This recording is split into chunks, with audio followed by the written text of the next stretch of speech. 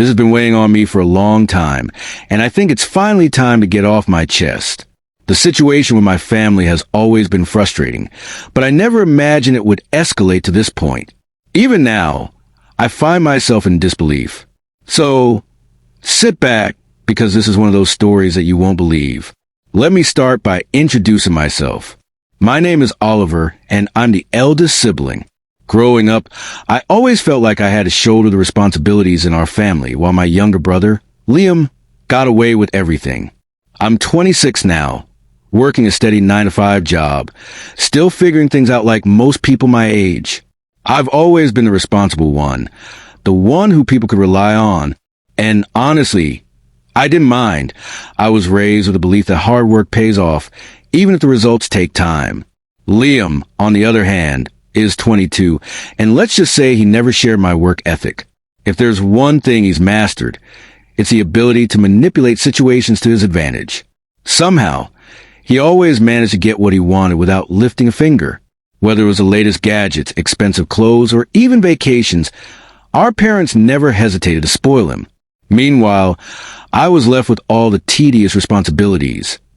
Taking care of the house, running errands, and handling the things no one else wanted to do. My parents, mom and dad, were strict with me. They always emphasized that I had to earn my place, constantly reminding me that life isn't easy. It became their favorite phrase. Yet, I never understood why they treated me so differently from Liam. They always claimed they wanted me to be responsible and level-headed, which I could understand to some extent. But in reality, it felt more like I was their backup plan. If something needed to be done, I was the one they turned to. If a major decision had to be made, it was my responsibility. Meanwhile, Liam was treated like royalty. No matter what he did, he was never in the wrong. I learned to accept this dynamic over the years. Sure, I didn't get the flashy gifts or special treatment, but at least I had something valuable: independence. I got my first job at 16, paid my way through school, and built a life for myself. Liam, however, never worked a day in his life. It infuriated me to see how my parents catered to his every whim. But everything truly fell apart around his graduation. It was a huge deal for my parents. They acted as if it was the biggest achievement in the world. Despite the fact that Liam had barely scraped by, he never put in the effort, yet they were overflowing with pride. And as for me, well, you'll see. The celebration was modest, just a small gathering, but my parents went all out. They decorated the house, ordered a custom cake with Liam's name on it, and filled the place with balloons. It was like they were celebrating a major milestone in history. I don't want to sound bitter, but when you spend your whole life being overlooked, moments like these sting. I had spent years holding our household together, paying bills when Dad's income fell short, doing grocery shopping, managing chores, and taking care of things no one else bothered with. But none of that seemed to matter. Then came the gifts. Liam received a brand new car, a car my parents could barely afford. Later, I found out they had taken out a loan just to buy it for him. It wasn't the car itself that upset me. It was the fact that they had stretched their finances to give him something extravagant while never acknowledging my sacrifices. Then it was my turn. I tried not to expect anything. I knew better than to hope for something grand. Still, I couldn't help but wonder if they had at least put some thought into it. Mom smiled at me, but it wasn't a warm or affectionate smile. It felt forced, almost patronizing. "Oliver," she said sweetly, "we know how responsible you are, and we wanted to get you something practical, something that will really help you." I forced a smile, trying to mask the sinking feeling in my gut. A small box was handed to me. It was light, too light. I opened it and felt my stomach drop. Inside was a stack of household cleaning supplies, paper towels, sponges, dish soap, and disinfectant. I stared at it, unable to process what I was looking at. Mom and Dad beamed at me as if they had just handed me a winning lottery ticket. "Well, Oliver," Dad chuckled, "now you can be even more helpful around the house. You're always so responsible, and we thought this would be perfect for you." Liam snickered beside me. "Yeah, Ollie, now you can keep everything extra clean. You're already the one doing all the chores anyway." My throat tightened. I had expected something disappointing, but this was humiliating. I swallowed hard, trying to suppress the mix of anger and sadness welling up inside me. Without a word, I stood up, grabbed my jacket, and walked out. I could hear my parents calling after me. But I didn't stop. I just kept walking. I didn't know where I was going. I just needed to be anywhere but there. I ended up sitting on a bench in the park, staring at my phone, trying to distract myself. But the reality of it all weighed on me. I had spent my whole life giving everything to my family, and in return, they saw me as nothing more than a glorified maid. I eventually called my best friend Jake and told him everything. He listened patiently, but I could see the anger in his eyes. "You don't deserve that, Oliver," he said firmly. "You've been busting your ass for years, and they just keep using you. You're not their servant." I sighed. I don't even know what to do anymore. I've given them everything, and Liam? He just gets rewarded for doing nothing. Jake was silent for a moment before he said something that changed everything. "Then leave." His words hit me like a ton of bricks. "Get out of there," he continued. "Move somewhere else. Start over. You don't need them." I had never seriously considered leaving before, but in that moment, I realized he was right. So I did. The next morning, I packed my bags and found a small apartment to rent. When my parents came home later that day, they found me halfway through packing. "Oliver," Mom said, her voice full of disbelief. "What are you doing?" "I'm leaving." They panicked, tried to guilt trip me, begged me to stay. But I didn't waver. "You've never seen me." I told them, "You only see what you can use me for." But I'm done. Liam just laughed. "Wow, Ollie, running away because you can't handle it? Pathetic." I ignored him, and just like that, I walked out. That first year on my own was tough, but I found a stable sales job to support myself. I also started working on a side hustle, and after months of effort, it began to pay off. For the first time, I was independent, not just financially, but emotionally. I wasn't tied to my family's expectations anymore. I wasn't their backup plan. Then the calls started coming in. Now that I was doing well, my parents suddenly wanted to talk. Liam had blown through his money, and they needed help, but I had already made my decision. I was free and I wasn't going back. As my success grew, so did the sudden interest of my family in reconnecting. At first, it started subtly, a simple text from my mom. "Hey Oliver, how's the new place? I hope you're settling in well. Have you been able to keep busy with work?" On the surface, it seemed like a normal check-in, but I could see through it. She was fishing for information, trying to gauge my situation without being too direct. It was a thinly veiled attempt to get me to open up, maybe even give her an opening to ask for something. I decided to keep my response short and vague. "I'm doing well. Work's keeping me busy, but it's going good." That was it. No extra details. Nothing to invite further questions. A few days passed, and then she reached out again. But this time, the tone was different. "Oliver, your dad and I have been thinking. We're really proud of you. You've always worked hard, and we just want to tell you that we're here for you, no matter what." I could feel the shift. This wasn't just another casual message. It was a test, a way to gauge how open I was to deeper conversation. They were laying the groundwork, hoping to steer things in a particular direction. I knew exactly what they wanted, but I wasn't going to give them the satisfaction of leading me into it. "Thanks, Mom.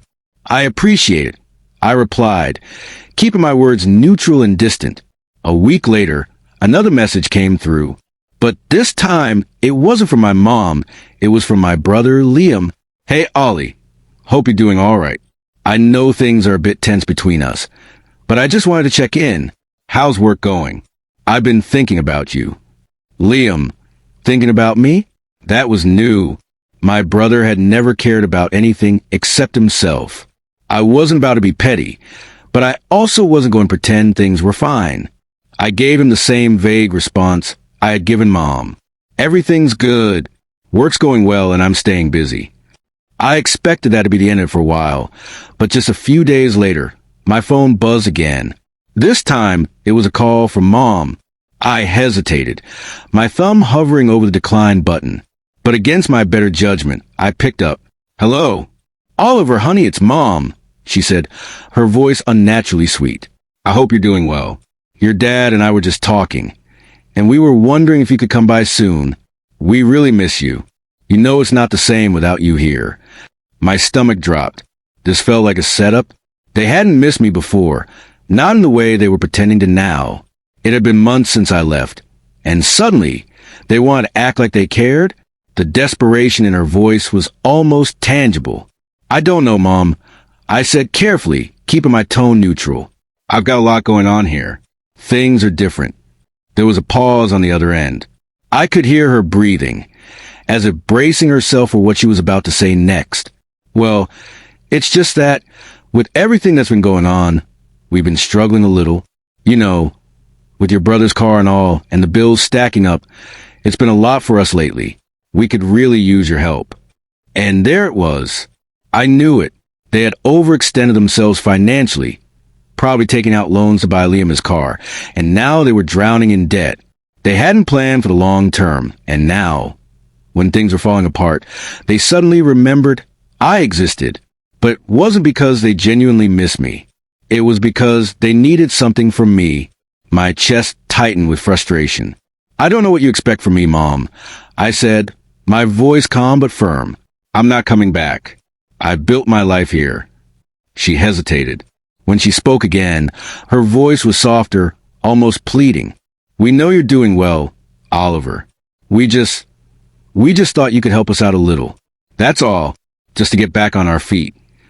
I stayed silent, processing her words.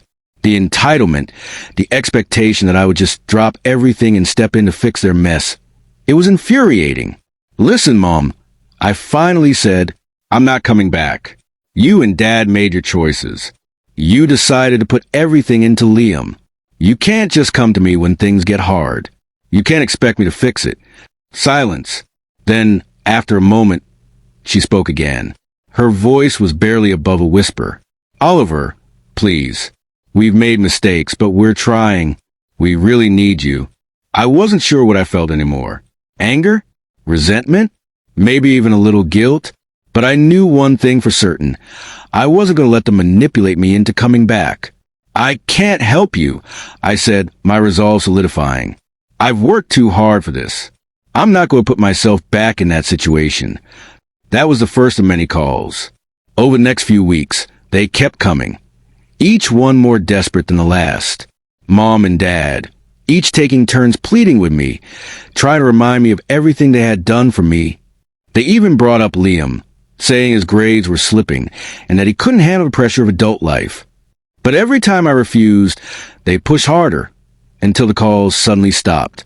The silence was almost worse than the begging. I knew they were angry. I knew they felt betrayed.